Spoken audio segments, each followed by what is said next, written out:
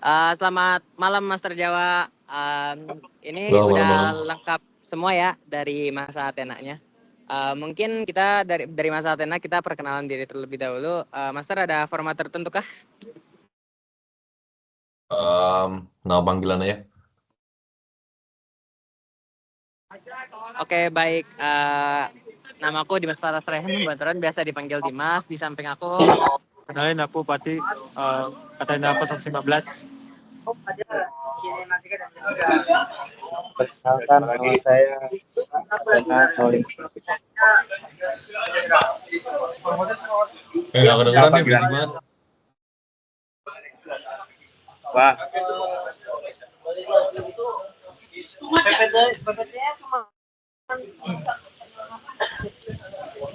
Halo?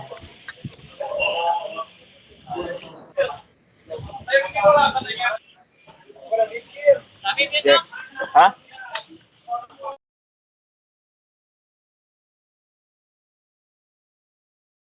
Ini udah mulai belum sih?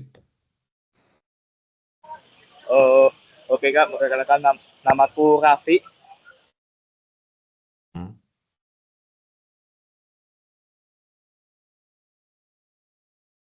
Lanjut, perkenalkan nama aku Alif dari Athena 51. Lanjut, kenalkan nama aku Abdi Athena 023. Perkenalkan namaku Arzu dari Athena 060.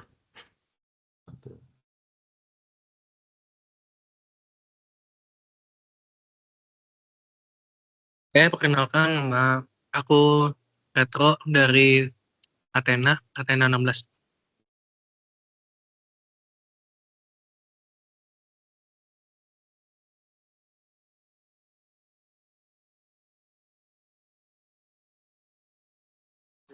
udah semua kah?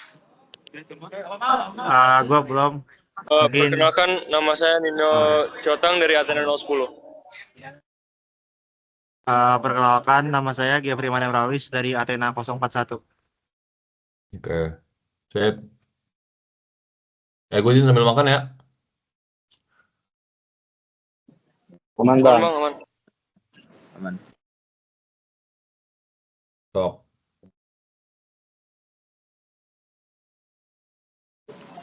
Oke, mungkin Master Jawa bisa perkenalan mungkin nama lengkap, nama panggilan, NIM, angkatan, sama jabatan dulu deh. Segitu dulu.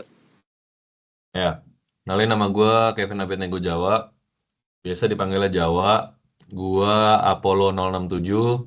Jabatannya sekarang sebagai Ketua DPA KMPN dan juga anggota biasa KMPN.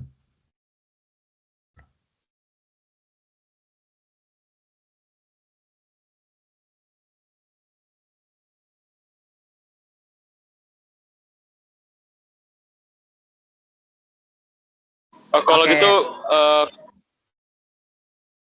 Dimas mau nanya duluan, boleh silakan. Mungkin aku mau ngajuin pertanyaan aku dulu ke Master Jawa. Silakan. Dulu Master Jawa magang di mana? Terus kayak alasan Master Jawa mau magang di situ apa tuh? Dulu gue magangnya di Rekreasi Minat Bakat atau RMB. Alasannya karena gue nggak mau, gue maunya yang nyantai-nyantai dan juga main-main. Jadi gue pikir kayaknya RMB paling bisa mewadahi keinginan gue tersebut. Jadi gue lanjut juga jadi staff RMB gitu. Kedengeran kan ya suara gue? Kedengeran bang, kedengeran. Beneran Bang? Oke, sip.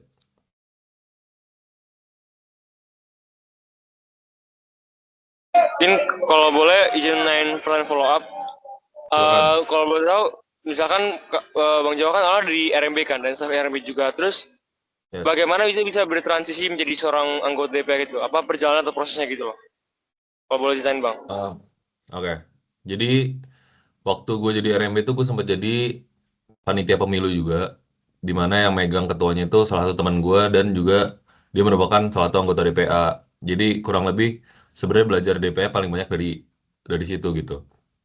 Cuman transisinya adalah ketika gue sendiri, gue pribadi belum pernah jadi DPA. yang menurut gue itu kurang baik ya. Kalau lu belum pernah jadi DPA, cuman lu udah mengetuai DPA itu, kayak jatuhnya lu nggak ada pengalaman tapi langsung skip beberapa langkah untuk mimpin gitu. Cuman masa transisinya adalah ketika pengangkatan anggota luar biasa yang baru, terus ada kebutuhan DPA yang baru. Waktu itu Apollo masih kurang satu lagi, gara-gara pada mau nge-BP kan. Akhirnya gue masuk di situ. Transisinya sebenarnya nggak gitu, agak kasar lah bilangnya, gitu. Jawab. Ya, kasih bang, aman. Sip. Mungkin aku mau nanya selanjutnya. Boleh. Oke, mau nanya Bang, dari 5 nilai sifat KMPN yang paling merepresentasikan Abang tuh apa? Kebersamaan dalam kekeluargaan. Ya, kayaknya menurut gue yang paling, ya sesuai namanya ya, keluarga mahasiswa teknik penerbangan. Kayaknya menurut gue nilai yang paling gue bisa rasain dalam KMPN itu keluarganya dan juga kebersamaannya. Karena gue jujur kurang suka bentuk himpunan yang kayak ada hierarkinya dan juga kayak apa ya bilangnya, kayak pekerjaan korporat gitu. Nah, gue suka di KMPN ini adalah lu no matter angkatan lu, selama lu udah masuk di dalam KMPN dan juga udah pakai jahim biru, lu semua dianggap satu keluarga. Gitu sih.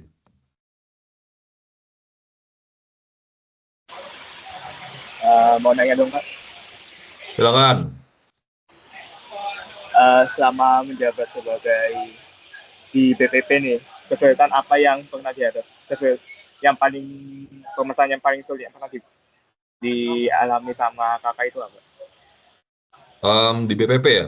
Kalau di BPP berarti waktu gue jadi RMB, itu gue sempat jadi ketua portal, di mana kalian tahu portal kan? Pekan olahraga atau Lilienthal. Nah, itu gue kan belum ada pengalaman sama sekali untuk memimpin sebuah acara dan juga gue nggak tahu gimana cara kerjanya si portal ini. Jadi menurut gue susah untuk startnya karena waktu itu nggak banyak yang bisa gue tanya dari kating-kating. Kayak mereka kan juga mostly online ya, jadi belum ada portal kan. Jadi portal balik laginya tuh baru satu angkatan di atas gue, di mana pengalamannya kan juga belum banyak. Maka dari itu, kayaknya pengalaman yang paling susah menurut gue waktu di BPP itu sih, mengketuai portal itu. Kalau selama menjadi ketua DPA? Kalau jadi ketua DPA, manajemen orang sih, manajemen orang dan juga manajemen waktu. Ya yang kalian tahu kan gue sekarang juga nggak lagi di Bandung, makanya itu menurut gue decision yang cukup bodoh untuk mengambil ketua DPA dan juga tidak bisa hadir secara fisik di Bandung. Jadi manajemen orang dan juga manajemen waktu, gimana gue harus nyesuaiin waktu di sini sama waktu di sana, sama kalau kalian tahu anak-anak AE itu bisa dibilang cukup akademis, jadi apa ya, keinginan untuk berhimpunnya itu tidak sekuat itu. Makanya kalau misalnya kalian mau bikin acara atau event apapun, itu harus kalian yang aktif dan nggak bisa jadi ketua yang pasif. Gitu sih. Izin mau bertanya Bang. Silakan. Tadi kan disebutkan magangnya di RMB. Terus kenapa berakhir menjadi di ketua DPA, dan karena sebelumnya nggak ada pengalaman di DPA itu hambatan atau kesulitan apa aja yang dihadapi atau dialami? Ya, transisinya sebenarnya tidak ada alasan apapun. Kayak waktu itu ada kekosongan di ketua DPA, terus ego gue bermain. Ego gue cukup besar untuk maju, jadi waktu itu maju ya purely karena ego. Kemudian ya kesulitannya adalah gue harus belajar dulu sih, belajar di awal untuk gimana cara kerjanya DPA, alur rapatnya kayak gimana, alur kerjanya kayak gimana, DPA-nya ngapain aja, dan sebagai ketua harus kayak gimana ke anggota-anggota DPA. Jadi menurut gue yang paling susah itu